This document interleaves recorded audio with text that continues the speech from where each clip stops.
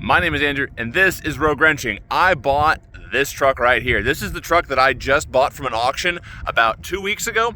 We got it home as you saw in the last video, and this is going to be kind of like the full walk around. I'm going to introduce the truck to you guys. I'm going to show you what's kind of going on with it, some of the problems it has, some of the features that it has, and then we're going to talk about kind of what we're doing with this truck as we go through this video. First things first, this is a 2006 Ford F350. This truck is 60 inches cab to axle. It's a cabin chassis with a 12-foot flatbed on it.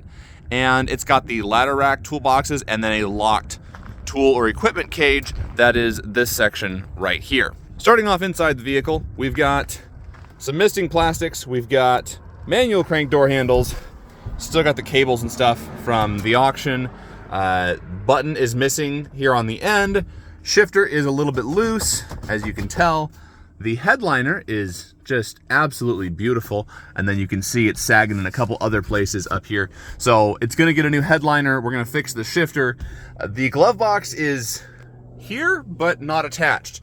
And then I had to take in this fuse panel cover off. It has the Ford factory upfitter switches, as well as a fancy little mini glove box here that doesn't latch, so that's fun. It does have a trailer brake controller. I don't know if it works. We're probably gonna get that working before we do anything too crazy with it. Under the hood, this truck is powered by a 6.0 liter Power Stroke diesel engine. This engine is capable of producing quite a bit of power. I don't know the numbers off the top of my head, but I'll put them up on the screen in case you're curious. So this is the infamous 6.0, which, as some of you may know, is known for being, let's just say, lousy. But a couple of things to note, like right out of the gate. Batteries are pretty new. They're cheap batteries. EconoPower is not really like the greatest brand in the world, but it has newer matching batteries, which is a good thing. And then let's see if you can see this part on camera. If we look right there, that piece, that is the top of a head stud, which means this truck has ARP head studs in it. For those of you that are not familiar with ARP head studs, wow, it is windy. I apologize for the wind noise coming through. For those of you who are not familiar with ARP head studs in 6 liters, the kind of pattern failure that 6 liters have is the engine oil cooler plugs up because they are the narrowest passages in the cooling system, and any of the casting sediment from the engine when it was manufactured gets built up, and that restricts coolant flow. Coolant flows through the oil cooler and into the EGR cooler. So when the oil cooler gets plugged up, coolant stops flowing. Not enough coolant flow through the EGR cooler causes it to overheat. It boils the coolant, that cracks, then coolant runs into the EGR cooler, which then runs into the intake. Coolant into the intake consumes coolant and causes the engine to overheat. When the engine overheats, the head bolts on the truck actually stretch because they're so long and they're torqued to yield. They stretch, the head lifts up a little bit, and combustion gases make their way into the cooling system, causing a head gasket failure. The fix for all of this is a new oil cooler, a coolant filter to catch all that sediment, and in an ideal world, if you're in a place that is okay with it, an EGR delete. If not, an upgraded EGR cooler to prevent the cracks from happening again. And then ARP head studs. The head studs are not torqued to yield, so they don't stretch at all. They are a very brittle material, and so you can apply a lot more kind of squeeze to the head gasket. That makes these trucks infinitely more reliable once they've had the studs done. Now, getting the studs done is a very expensive repair. It's usually in the vicinity of $7,000 to $10,000 to have it done. Obviously, since I work on these, I can get it done for a lot cheaper than that because I can do the labor myself. But the fact that this truck already has it is really good. That's one major thing that I don't have to do to it. So let's keep going with the tour of the truck, and then we'll talk about what we're doing with this truck in just another minute here. So this truck has the kind of work truck front end of the base model. It's got the plastic headlight buckets as opposed to the one-piece design. We're probably going to leave that alone. Probably not going to do anything with that. It has almost new tires, which is really good because tires are super expensive. It's got some spots of rust and kind of peeling paint on the bed. This setup, you can see there's wires right here and like contacts. This is on my other truck that I have, and there's like a light tower that goes up here and gives you like an adjustable work light that's controlled by a switch in the cab, but the wires are all gone, so we're probably just going to leave that alone. It has a this whole thing is a door. So this door swings open. I've got it wired shut right now, but this latch is not great.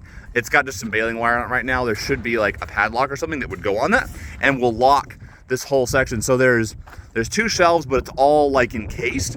So you could secure equipment in here if you were like leaving this truck at a job site. You could put the expensive stuff inside this cage and then put a lock on it. So that's a cool feature.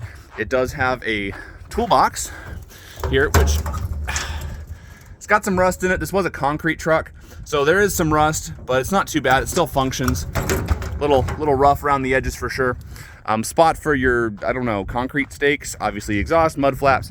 It's got a nice heavy duty metal flatbed with these toolboxes mounted into it. These are all Ross & Coing boxes. So these are good quality boxes. A little bit of surface rust, not too bad. Some dirt and like silt that needs to be cleaned out, but that can all come later. It's got a mounting here for some kind of a tank. I think they had like a water tank on here, but I'm not 100%. But there's a tank there. And then whatever this piece up here is, there's a locking pin that comes out, and then this drops down. And you can see there's a spot where you'd put in like a roll of something. So there's the spot for like the roll, like the rod that holds a roll, and then you could like pull it out here. So I don't know what was in there, some kind of plastic or something, I'm not really sure.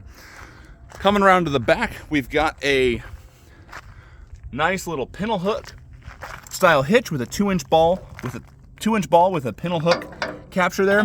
We got big heavy duty D-rings for your chains, all the lights on the back. It's got like stake pockets here in the bed. So it's got a little stake pocket, wooden thing in the back, not really that great. I might just throw that away. And then kind of coming around, well, let's look at the back here. If we step up,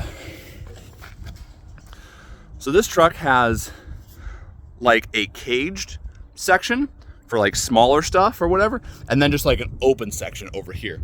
Plus the whole rack goes all the way forward, and then there's a front lip up there at the front. So you can carry a lot of material on this truck, including long materials.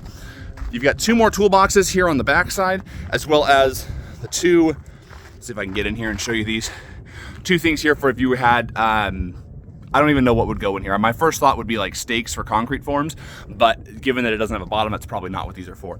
Again, tires are in great shape, another toolbox here, and then again, locking access to the tool cage up front. So to kind of wrap up this video and tell you kind of the summation of the truck and the problems it has and what we're doing with the truck is we are fixing some of the details of this truck. So we're gonna fix the shifter, we're gonna fix the headliner. We might fix the seat, I'm not really sure.